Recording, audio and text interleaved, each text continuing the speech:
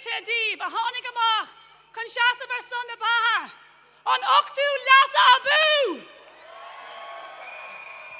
I am so honored and excited and delighted to be here with you today, with the 80,000 people who marched today to save the 8th. Unbelievable. I was at the head of the rally when it left Parnell Square, and when we reached the end of the quays at Customs House, the rally was still on Parnell Square. Unbelievable. Incredible, exciting day. 80,000 people who are here to send you a message, Leo Varadkar, that you will lose this referendum on abortion. Because we, the people, have arisen, and we, the people, are going to fight night and day, and we, the people, are going to save the 8th.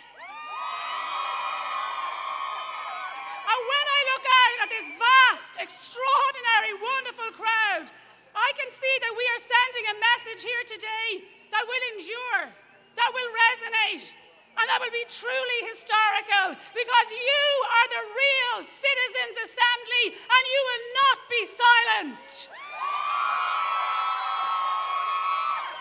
You are the real Citizens' Assembly, and you are not for turning, and you are the real Citizens' Assembly. And all of us, and the majority of people in this country, we reject the cruel and merciless and unjust recommendations made by Leo Varadkar's hand-picked outfit who want abortion without restriction. We are here to say no to that.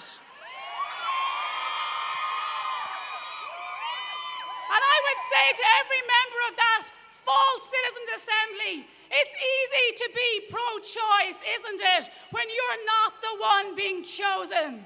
It's easy to be pro-choice when you're not a tiny, helpless, vulnerable baby, and shame on them. And so to every child, every preborn child, tiny and vulnerable and helpless, whose humanity is being denied, whose very life is under threat, we say to them, you are not alone. And to every woman who feels afraid and unsure, we say to you that we can provide a better answer than abortion, and you are not alone. And to every person in Irish society, to the silent majority who are now awake, every person in Irish society who knows that we must not kill our children and hurt our women, who knows that abortion is not the answer, but who have been cowed by the shrill and shrieking media-driven abortion campaign, know now that after today you are not alone, that you are one with the pro-life majority which has awoken and arisen and is ready for the defining battle of our time, the fight for life, the fight between light and darkness, between hope and despair, between those who see killing as the answer and those who cherish life. And this is the battle that we will win, because this is the human rights battle of our time.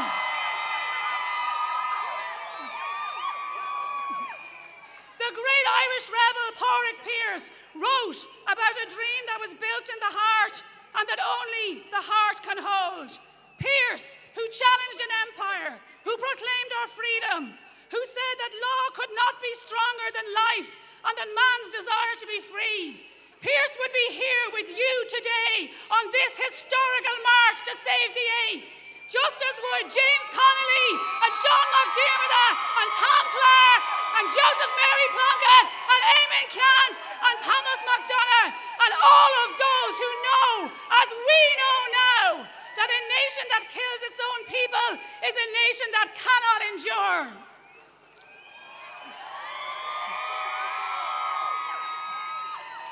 And last year, as we celebrated the 100th anniversary of 1916, we were reminded that as a nation, however great the odds, however powerful and wealthy our opponents, that we, the people, can move mountains, can change the course of history, can shape the destiny of this our beloved country, and that we, the people, will make this country for which so many brave souls suffered and endured, a nation that cherishes all of its children equally. Because that is what will make us a nation that is truly proud and brave and free, a nation that is truly compassionate and progressive and equal. And now we have Leo Varadkar, to his shame, making an abortion referendum a priority for his lame duck government. Because you seem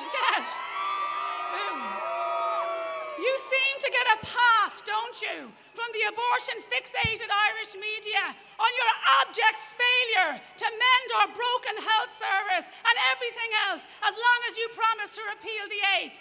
But Leo Varadkar needs to know this: we are the people. And as the great Irish chieftain Shane O'Neill said, we kneel to no one but God. You!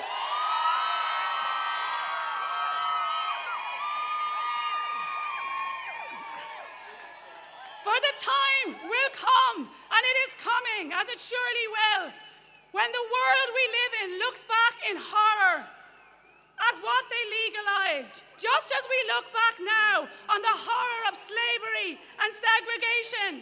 And in that time, we shall be proud, so very, very proud, that Ireland stood as a beacon of hope and light to the world in defense of human life. That we stood against the stooges in the United Nations who have lost their mission, because you cannot be a human rights advocate and support the killing of innocent preborn babies. It's one or the other, but not both. That we stood against the billionaires like George Soros and Chuck Feeney, and against the powerful and wealthy abortion industry. That we stood, and we stand today, against the extraordinary, unprofessional and shameful media bias which is attempting to browbeat and bully the Irish people, but they will not succeed in silencing us.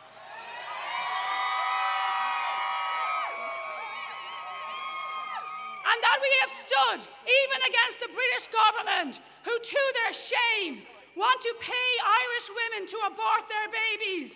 Not since the days of Oliver Cromwell have we seen such an act of naked aggression against our people. Shame on you, Theresa May. But all of these people should have known that we are not a people to be bullied, that we are not a people to bend the knee, that we are a people who will always stand strong when we are standing for life and against injustice and cruelty and the killing of innocent children. And we will look back and see that we stood against these tyrants and that we won. And in doing so, that we won a historical victory for mothers and babies. And you are here today because you are on the right side of history, and your heroic efforts will make this nation proud. You have come here today from the rebel homes of Kerry and the hills of Donegal, from the streets of Belfast and the fields of Rattenrye.